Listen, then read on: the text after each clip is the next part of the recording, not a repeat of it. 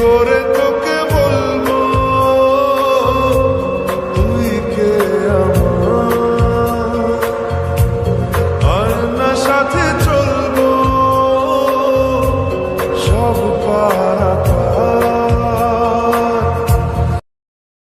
ডাস্টবিনে বসে আছি আর ডাস্টবিনের সকল ময়লা আবর্জনা আমার উপরে। আরে না না, নিচ থেকে না, কেউ আর যাই করুক, নিচ থেকে শখ করে ডাস্টবিনে বসতে আসবে না। এক কচুমার কাপড় আমাকে এখানে ফেলে দিয়ে গেছে। কি সুন্দর করে বসেছিলাম, সেটা তার সহ্য হয়, তাই তো এখন আমার এই হাল। এখন আগে বিছানার উপর বহে অর্ধেক পা খাটের বাইরে অবস্থায় ফোনের মেসেঞ্জারে এক ছেলে ফ্রেন্ডের সাথে চ্যাটিং করছিল তে। আমি সময় কে যেন পেছন থেকে থাপা দিয়ে তার হাত থেকে ফোনটা নিয়ে নেই। তাকে দেখে জাঙ্কুক জাঙ্কুক তার ফোনটা হাতে নিয়ে দেখতে দেখতে বলল, কি রে ডুগডুগি, কার সাথে এত ইটিস পিটিস করছিস শুনে? আর হ্যাঁ, এ তো দেখি আইরিনা, অচিনপুরের রাজা, তা এই রাজা রানী হওয়ার শখ দিল নাকি তোর? জাঙ্কুকের কথায় তের গা পেতে জ্বলে উঠে এসে চেঁচিয়ে বলে, আপনাকে আমি কতবার মানা করেছি ডুগডুগি ডাকবেন না, আর আপনি আমার বেলকনিতে আমার রুমে ঢুকেছেন। আমার ফোন নিয়েছেন কেন? হ্যাঁ, ফোন দিন, আমার ফোন ফেরত দিন বলছি। আসলে তেদের বিল্ডিং এর পাশে বিল্ডিংটি হলো জাঙ্কুকদের। দোতলা ডিজাইন করা দুটি বিল্ডিং এ প্রায় কাছাকাছি। জাঙ্কুক যে রুমে থাকে সেই রুমের ব্যালকনি বরাবর তের রুমের ব্যালকনি, দুটোরই কোনো গ্রিল নেই, ছোটখাটো একটা মিনি ছাদ বলা যায়। তে ও জাঙ্কুক বাবা মা বেস্ট ফ্রেন্ড, তারা সব কিছুতে একই রকম করতে পছন্দ করে, হোক সেটা জামা কাপড় কিংবা অন্য কিছু। তার শখ করে দুটো বিল্ডিং এ এর ডিজাইন একই রকম করেছিল। দুটি পরিবারের মধ্যে খুব ভালো সম্পর্ক। জাঙ্কুক এবার বলল, এসেছি তো, কি হয়েছে? হ্যাঁ, আমি কি চোর নাকি? আর কি পারলে ফোনটা নিয়ে দেখাতো। এই বলে জাঙ্কুক ফোনটা উঁচু করে ধরে। তে জাঙ্কুকের গা ঘেঁষে লাফ দিয়ে দিয়ে হাত থেকে ফোনটা নেওয়ার চেষ্টা করতে বলল, বেশি ভালো হবে না কিন্তু বলে দিচ্ছি, ফোন দিন আমার। আরে তুই তো পটো, দেখ কত খাটো তুই, আর খামোখা তুই কেন এনার্জি নষ্ট করছিস বলতো? এই আমাকে একদম পটল বলবেন না, হ্যাঁ, আমি কিন্তু পাসপোর্ট দিয়ে নিয়েছি, আর নিজে যে তাল গাছ সেটা বলুন। হ্যাঁ, এইভাবে রাখিস না, তোকে রাখলে না খুব কিউট লাগে, ইচ্ছে করে তো মশলা ছাড়াই ফ্রাই করে খেয়ে ফেলি। তের চোখ বড় বড় করে তার দিকে তাকিয়ে আছে। ছি, কি অসভ্য ভাবা যায় ও চিকেন যে আমাকে ফ্রাই করে খাবে সে। জাঙ্কুক আবারও বলল, ওকে যা, তোকে ফোন ফেরত নেওয়ার একটা অপশন দেই, আমাকে 5 মিনিট লিভ কিস করতে হবে, তাহলেই তো ফোন একদম সহি সালামত বলে পৌঁছে যাবে। কত সিম্পল ব্যাপার, তাই না? হোয়াট, আপনাকে কিস করবো তাহলে আমি? Just impossible. যান যান, ফোন লাগবে না, এমন ফোন 1000টা কেনার সামর্থ্য আছে আমার বাবার। একবার বাবাকে বললে আমার সামনে ফোনের কারখানা এনে দিবে। জাঙ্কুক এবার বাঁকা হেসে বলল, 1000টা ফোন কেনার সামর্থ্য থাকলেও আইডিটা কি হবে বলতো? আরে বেচারা, সবাই তো জানে এটা তোর আইডি। আইডিতে কয়েকটা পিকও আছে মনে হয়, আমি এটা দিয়ে বিভিন্ন আজেবাজে পোস্ট করবো, তারপর তোর ছেলেদের কাছে অনেক সুন্দর সুন্দর পিক দিয়ে রোমান্টিক কথা বলবো। আইডিয়াটা খুব খারাপ না, তাই না? কেন এমন করছেন বলুন তো? জাঙ্কুকে বাড়তে দেখে এগোতে এগোতে বললো, তোকে তো বললামই কেন করছি এমন। তে এতক্ষণে পিছুতে পিছুতে তার ফিট দেওয়ালের সাথে ঠেকে গিয়েছে। হ্যাঁ, এখন কি করবো, আমি তো ধরা খাইছি। তে অসহায় দৃষ্টিতে জাঙ্কুকের দিকে তাকিয়ে আছে। কি রে, পাওয়ার শেষ তো, এখন আমার পাওয়ার দেখ বলেই জাঙ্কুকদের দুই সাইডের দেওয়ালে হাত রেখে আস্তে আস্তে সে মুখ এগিয়ে নিয়ে যেতে লাগলো। উদ্দেশ্য হচ্ছে কিস করা, কিন্তু যে না তে ঠুটে ঠুটে মেলাবে অমনি তে দেওয়াল ঘেঁষে তাড়াতাড়ি করে নিচে বসে পড়ল, যেন জাঙ্কুক তাকে কিস করতে না পারে। যার ফলস্বরূপ জাঙ্কুকের ঠোঁট ঠেকলো সোজা দেওয়ালে। আচমকে এমন হয় জাঙ্কুক কিছুটা ভেবাচাকা খেয়ে যায়। আর এদিকে তে নিচে বসে হাসতে হাসতে লুটোপুটি খাচ্ছে। তেকে হাসতে দেখে জাঙ্কুক রেগে বিস্ফোরিত চোখে তার দিকে তাকিয়ে আছে, কিন্তু তে সেদিকে কোনো খেয়াল নেই। সে তো পেটে হাত রেখে হেসেই চলেছে। তের দিকে কিছুক্ষণ তাকিয়ে জাঙ্কুক কিছু একটা ভেবে একটা বাঁকা হাসি দিল, তারপর হাতের ফোনটা বিছানায় ঢেল দিয়ে ফেলে হুট করে তাকে কুলে তুলে নিলাম। হঠাৎ তুলে তুলে নেওয়ায় তে চমকে ওঠে, তার হাসি মুহূর্তে হাওয়ার মতো ফুস হয়ে যায়। সে চেঁচিয়ে বলে, আমাকে কুলে তুলেছেন কেন? নামার বলছে আমাকে, অসভ্য বাদর ইতর বদমাইশ, নামান আমাকে। আরে এখন নামালে কি করে হবে, একটু ওয়েট কর, নামিয়ে কেন বসিয়ে দিব তোকে শোনা, তাও সিংহাসনে। তোর তো আবার রানী হওয়ার শখ হয়েছে মানে? জাংকুক আর কিছু না বলেই তেকে নিয়ে সামনের দিকে হাঁটা ধরলো। তাকে হাঁটতে দেখে তে ননস্টপ হাত পা ছোড়াছুড়ি করে পুল থেকে নামানোর জন্য বলে যাচ্ছে, কিন্তু তার সব চেষ্টায় জল ঢেলে দিয়ে জাংকুক তেকে কোলে নিয়ে সিঁড়ি দিয়ে নেমে বাইরের দিকে হাঁটা ধরলো। জল কিচেনের দিকে পড়তেই তার মা রান্না করছে। তাদের ডাইনিং রুম থেকে কিচেনের সবটা স্পষ্ট দেখা যায়। এবার হয়তো কিছু করতে পারবে। সে জোরে জোরে গলা ফাটিয়ে তার মাকে ডাকতে লাগলো, আম্মু, আম্মু দেখো জাংকুক আমাকে কোথায় নিয়ে যাচ্ছে। তোমার মেয়ে বিপদে পড়েছে গো আম্মু, আম্মু, আরে ও আম্মু। জাংকুক হাঁটতে হাঁটতে শান্ত গলায় বলে, তুই আবারও গলা ফাটিয়ে শুধু শুধু এনার্জি নষ্ট করেছিস কেন? তোর এত এনার্জি আসে কোথা থেকে বলতো? এনার্জি বাল্বটা খাস নাকি? আর তোর আম্মু কানে হেডফোন লাগানো, ভালো করে তাকিয়ে দেখ। তো এবার ভালো করে খেয়াল করে দেখে তার মা কানে হেডফোন লাগিয়ে হেলে দুলে রান্না করছে। টিঝা আম্মুকে নিয়ে হয়েছে যত জ্বালা, এখন গান শোনার টাইম পেল না। তার এসব ভাবনা এতটাই ব্যস্ত হয়ে পড়েছে যে জাংকুক তাকে কোথায় নিয়ে যাচ্ছে সেদিকে তার কোনো খেয়াল নেই। হঠাৎ তার মনে হলো সে হাওয়ায় ভেসে ঠাস করে কোথাও পড়ে গেছে। সাথে সাথে চমকে খেয়াল করে দেখে সে ময়লার একটা বড় প্লাস্টিকের চারকোনা ডাস্টবিনে পড়ে আছে। অ্যাকচুয়ালি তাকে এখানে এনে ফেলে দেওয়া হয়েছে। হ্যাঁ, কাজটা জাংকুকেরই। জাংকুকের দিকে ফিরে দেখে সে পকেটে হাত দিয়ে একটু দূরে ভাব নিয়ে দাঁড়িয়ে আছে। একে চিৎকার করে বলল, কি করেছেন আপনি এটা? হ্যাঁ, আর কোনো জায়গা পেলেন না শেষমেশ ডাস্টবিনে? ইয়াক, কি বাজে গন্ধ, ছাড়বো না আপনাকে আমি। খাটাস বেটা, গন্ধ তোর জীবনে ভালো হবে না, দেখে নিস। আগে তো নিজে ভালো কর মহারানী, তারপর না হয় আমার চিন্তা করো। টাটা। কথাটা বলে জাংকুক পকেটে হাত রেখে অবস্থা মুখে শীষ বাঁচাতে বাঁচাতে চলে গেল। এই আপনি কোথায় যাচ্ছেন? আমাকে এখান থেকে তুলে নিয়ে যাবে কে শুনি? এই যে, এই। ততক্ষণে জাংকুক তীর দৃষ্টির বাইরে চলে গেছে।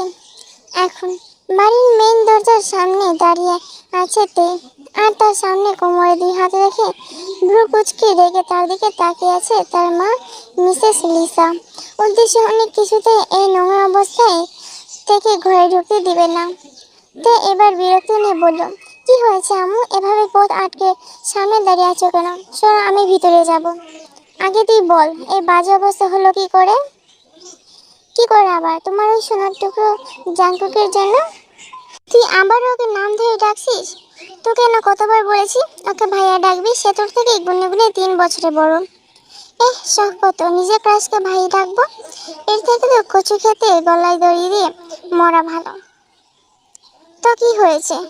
আমি পারবো না ওকে ভাইয়া ডাকতে। এখন সরো দেখি, আমি গোসল করব। এভাবে আর থাকতে পারছি না। কি বিশ্রী গন্ধ, ছি। তুই বাইরে গার্ডেন থেকে পাইপের পানি দিয়ে আগে নিজেকে পরিষ্কার করে আয়, নাহলে পুরো ঘর নোংরা হবে। এমনিতেও তোর চারপাশে মাছিরা মোমো করছে, এই অবস্থায় ঘরে ঢোকা যাবে না। আম্মু, আমি বাইরে পানি ঢালতে পারবো না। তো আমি তোকে ঘরে ঢুকতে দিতে পারবো না। পিছনে গার্ডেনের পাইপের পানি দিয়ে শরীরে থাকা ময়লা পরিষ্কার করেছে তে। এমন সময় তার মনে হয় কেউ তাকে দেখছে। পানির পাইপটা হাতে নিয়ে পিছনে ঘুরে দেখে জাংকুক তার থেকে কিছুটা দূরে দুই হাত আড়াআড়ি বুকে ভাঁজ করে একটা বড় গাছের সাথে হেলান দিয়ে দাঁড়িয়ে আছে। আবারও ক্রাশ খেলাম। এই ছেলেটার কি আমাকে ক্রাশ খাওয়ানো ছাড়া আর কোনো কাজ নেই? জাংকুকের কথায় তার ধ্যান ভাঙে। তোর শরীর ভাঁজগুলো এত সুন্দর কেন রে? আমাকে পাগল করানোর জন্য বুঝি? এসব দেখি অন্য ছেলেদের পাগল করতে পারবে, কিন্তু এই জাংকুকের নয়। বুঝতে পেরেছিস ডুগডুগি? জাংকুকের কথা শুনে লজ্জায় মাটিতে মিশে যেতে ইচ্ছা করছে। সে কি লোকটার মুখে একটু আটকায় না। জীবনে কল্পনা করিনি এমন একটা বাজে কথা শুনতে হবে আমাকে, তাও আবার নিজের ক্রাশের কাছ থেকে। আমি যখন মাথা নিচে করে দাঁড়িয়ে এসব ভাবছিলাম, তখন জাংকুক আবারও ডেকে বলো, এভাবে সংসদে দাঁড়িয়ে আমাকে শরীর দেখাবি নাকি ভিতরে যাবি? অবশ্য আমার দেখতে কোনো প্রবলেম নেই তুই দেখাতে চাইলে। আমি আর 1 মিনিটও সেখানে দাঁড়িয়ে না থেকে দৌড়ে বাড়ির ভিতরে চলে এলাম। তারপর এক দৌড়ে নিজের রুমে ওয়াশরুমে এসে 2 হাত হাঁটুতে রেখে হাঁপাতে লাগলাম। মা গো মা, কি সাংঘাতিক ভাবা যায়। আর একটু হলেই তো আমি লজ্জায় দম বন্ধ হয়ে মরে যেতাম। আমি কি বলছি নাকি তাকে আমার শরীর দেখাবো? সেই তো সারাক্ষণ আমার পিছনে লেগে থাকে। আর এখন যত দোষ নন্দঘোষ। বাবা মায়ের একমাত্র মেয়েটি এবার অনার্স ফার্স্ট ইয়ারের স্টুডেন্ট সে। দেখতে যেমন সুন্দরী তেমনই মায়াবী, কোনো দিক দিয়ে কমতি নেই তার। জাংকুক ও তের বাবা একসাথে পার্টনারশিপে বিজনেস করেছে। এটা বড় কোম্পানিও আছে তাদের। জাংকুকের দুই ভাই, সেই বড়, ছোট ভাইয়ের মিনিয়ঙ্কি 2 বছরের ছোট সে। জাংকুক এতদিন ঢাকা হোস্টেল থেকে অনার্স কমপ্লিট করেছে। 3 মাস হলো এখানে এসেছে। তে যেখানে যে ভার্সিটিতে পড়ে সেখানে মাস্টার্স ভর্তি হয়েছে। তাকে দেখলে যে কোনো মেয়ে ক্রাশ খেতে বাধ্য। দেখতে খুব সুদর্শন, তবে সে 1 নম্বরের মেয়েবাজ ছেলে। এমন মানুষ যেমন জামা কাপড় চেঞ্জ করে, সে তেমন মাসে মাসে গার্লফ্রেন্ড চেঞ্জ করে। ভার্সিটিতে এসে অনেকক্ষণ যাবৎ জাঙ্কুকে খুঁজে যাচ্ছি, কিন্তু তাকে পাওয়া তো দূরের কথা, তার কোনো চিহ্ন নেই আশেপাশে। হঠাৎই কিছু একটা ভেবে ভার্সিটির পেছনে ফুলের দিকে হাঁটা ধরলাম। সেখানে এসে হ্যাঁ, ভেবেছিলাম ঠিক তাই। জাঙ্কুক একটা মেয়ের কাঁধে মাথা রেখে তার সাথে প্রেমালাপ করতে ব্যস্ত। আমি তাড়াহুড়ো করে ওখানে তাদের সামনে গিয়ে 2 হাতে মেয়েটার চুলের মুঠি ধরে ঝাঁকাতে ঝাঁকাতে রেগে বলতে লাগলাম, ওই গাব গাছের পেতনি, তোকে না আমি মানা করেছিলাম জাঙ্কুকের আশেপাশে যেন তোকে না দেখি? তাও তোর কত বড় কলিজা, তুই আবারও ওর সাথে বসে ওর প্রেমে হাবুডুবু খাচ্ছিস। আজ তোর একদিন কি আর আমার যতদিন লাগে। তের কাণ্ড দেখে জাঙ্কুক পেছন থেকে তের কোমর হাত রেখে হেঁচকা টান মেরে মেয়েটার কাছ থেকে ছুটে পিছনে নিয়ে আসে। মেয়েটাও ছাড়বে ততক্ষণে চম্পট। আমি এদিকে এখনো রেগে ফুসছি। জাঙ্কুক আমাকে ছেড়ে দিয়ে আমার সামনে এসে রেগে বলল, কি করলি তুই এটা? হ্যাঁ, জানিস মেয়েটাকে পুনরায় পটাতে আমার 1 ঘন্টা টাইম লেগেছে, আর একটার সাথে তোর কারণে ব্রেকআপ হয়ে গেছে। এখন কি আমি তোর জন্য গার্লফ্রেন্ড ছাড়া ঘুরবো? আমার আমার এবার রাগ আরো বেশি বেড়ে গেল। আমি রেগে বললাম, ইস, যেভাবে বলছে মনে হয় আপনাকে কেউ না খেয়ে থাকতে বলছে। ভাব কত, দেখো, কোনো গার্লফ্রেন্ড ছাড়া কি আপনাকে ইন্তেকাল করবেন নাকি শুনে? করলে করবেন, আপনার কবরে আমি একটা ফুলের তোড়া গিফট করে আসবো নি। যত সব ফালতু থাকার। তের কথা শুনে জাঙ্কুক বাঘ হেসে বলল, আপাতত মরার কোনো শখ নেই, তবে তোর প্রেমে পড়ার শখ আছে। তুই আমার সব রাগ ফুস হয়ে উড়ে গেল। আমি খুব অবাক হয়ে জিজ্ঞেস করলাম, মানে? জাঙ্কুক এবার তের দিকে এগোতে এগোতে বলল, মানে খুব সোজা রে ডুগডুগি পড়তো। তোর কারণে যেহেতু আমার 2টি ব্রেকআপ হলো, তাই যতদিন না পর্যন্ত আবার কোনো নিউ গার্লফ্রেন্ড হচ্ছে ততদিন পর্যন্ত তোর সাথে প্রেম করব। মানে তুই আজ থেকে আমার নিউ গার্লফ্রেন্ড। আমি পেছনে পেছনে কাপা কাপা গলেই তার দিকে আঙ্গুল তুলে বললাম, একদম বলে দিচ্ছে, আর দূরে যান বললাম। হ্যাঁ, আর কিছু বলার আগে আমার পায়ের নিচ থেকে জমে সব গায়েব হয়ে গেল। আমি যাই না পা ফুসকে পুলে পড়ে যেতে নেব, অমনি কেউ আমার হাত খুব শক্ত করে ধরে ফেললো। হ্যাঁ, এটা জাঙ্কুক। আমি ভয়ে একবার পানিতে তো আর একবার তার দিকে তাকাচ্ছি। সে একটা ডেভিল মার্কা হাসি দিয়ে বলল, আপনারা কে হগা ডুগডুগি? কি সাহসী গিরি শেষ তোর। এখন হাতটা ছেড়ে দিলেই তোর কেল্লা ফতে হয়ে যাবে। এবার বল, আমার সাথে প্রেম করবি কিনা? আমি এক পলকের জন্য রেগে উঠে বললাম, জীবনেও না। তাহলে আমিও হাতটা ছেড়ে দেই, কি আর করার। বাই বাই ডুগডুগি, তোকে জীবনের তরে তোমার দেখা হবে মরণের পরে, বলে আস্তে আস্তে হাতটা ছেড়ে দিতে লাগলো। আমি আবারও বললাম, প্লিজ হাত ছাড়বেন না, আমি সাঁতার জানি না, পড়লে আর উঠতে পারবো না। সে বলল, তুই কি আমার কথা শুনেছিস? তাহলে আমি কেন তোর কথা শুনবো? বলে আবার যে তার হাত থেকে আমার হাতটা ছুটতে যাবে, আমি অমনি চোখ বন্ধ করে চেঁচিয়ে বললাম, হ্যাঁ, আমি রাজি। বলার সাথে সাথে জাঙ্কুক আমাকে টেনে একদম তার সাথে মিশিয়ে তার এক হাত আমার কোমর জড়িয়ে ধরে বলল, এই তো গুড গার্ল, যা, এবারের মতো মাফ করে দিলাম, তবে আর বারবার কিন্তু করব না বলে দিলাম। এদিকে এসে আমার এত কাছে আসাতে আমার বুক যেন কেউ তাকঝুম করে দোল পেটাচ্ছে। এমন মনে হচ্ছে তার শরীর থেকে এক অদ্ভুত মাতাল করা একটা গ্রান এসেছে। যে গানটা বোধহয় কোনো গোলাপকেও হার মানাবে। আমি যখন চোখ বন্ধ করে তার শরীর থেকে সেই মাতাল করা ঘ্রাণ নিতে ব্যস্ত, তখন সে আমাকে ওভাবে ধরে অবস্থায় রেখে বলল, কি রে, তোর ভেতরে কি কেউ আছে নাকি যে তোর বুকে ডিজে সং বাজাচ্ছে? এত ডুগডুগ শব্দ হচ্ছে কেন শুনি? আমার কাছে কিন্তু ভালোই লাগছে, খুব এনজয় করছি আমি। কথা শুনে আমি তাড়াতাড়ি তার বুকে হাত দিয়ে ধাক্কা দিয়ে সরিয়ে ছিটকে দূরে চলে আসি রেগে বলি, আপনি আসলে একটা অসভ্য। তাই নাকি? তা আরো দেখাবো নাকি অসভ্যতামি? ধুর ছাতার মাথা ভাল লাগে না। একটা কথা বলে রেগে মেগে বোম হয়ে সেখান থেকে চলে এসে সোজা বাড়ির পথে হাঁটা ধরলাম। আজ আজ এসবের চক্করে ক্লাসগুলো মিস হয়ে গেল। বাড়িতে আসতে আম্মু এক গাদা প্রশ্ন, এত তাড়াতাড়ি কেন চলে আসলি? কেন, কি হয়েছে, ব্লা ব্লা ব্লা। আমি তার কোনো কথার জবাব না দিয়ে বিরক্তি হয়ে রুমে চলে আসলাম। আমি কি ডিকশনারি নাকি যে সারাক্ষণ সবার প্রশ্ন উত্তর দিতে থাক। একটা 5 মিনিট আমি গভীর ঘুমের মধ্যে মনে হচ্ছে কি আমার পেটে সুরসুরি দিচ্ছে। চোখে তাকিয়ে সামনে জাঙ্কুকে দেখে ধরপড়িয়ে শোয়া থেকে উঠে আসাম করে বসে পড়লাম। সে এত রাতে আমার রুমে কি করছে? এই ছেলে কি আমাকে শান্তি দিবে না? আমি অবাক হয়ে তার দিকে জিজ্ঞেস করলাম, আপনি আপনি এত রাতে কি করছেন?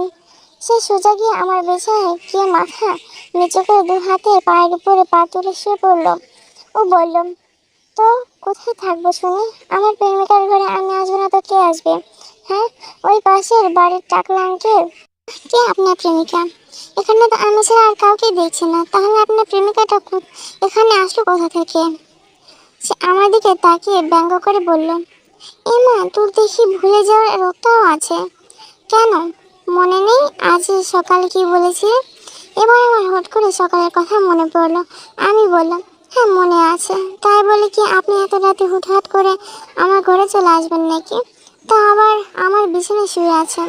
কেউ দেখলে কি মনে করবে ভাবতে পারছেন আপনি?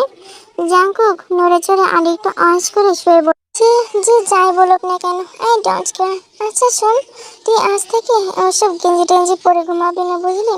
তোর এই বুড়িমালার পেট দেখে আমার ভালো লাগে না। এখনো দেখা যাচ্ছে।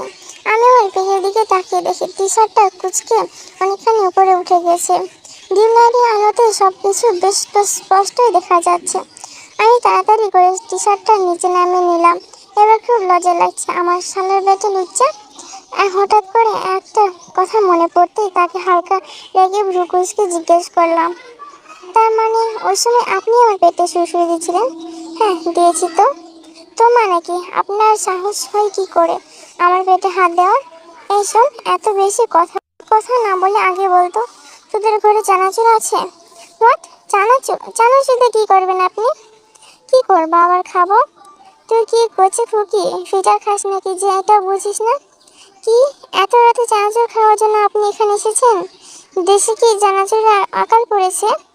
সে যেই জন্যই আসি সেটা তো দেখার বিষয় না।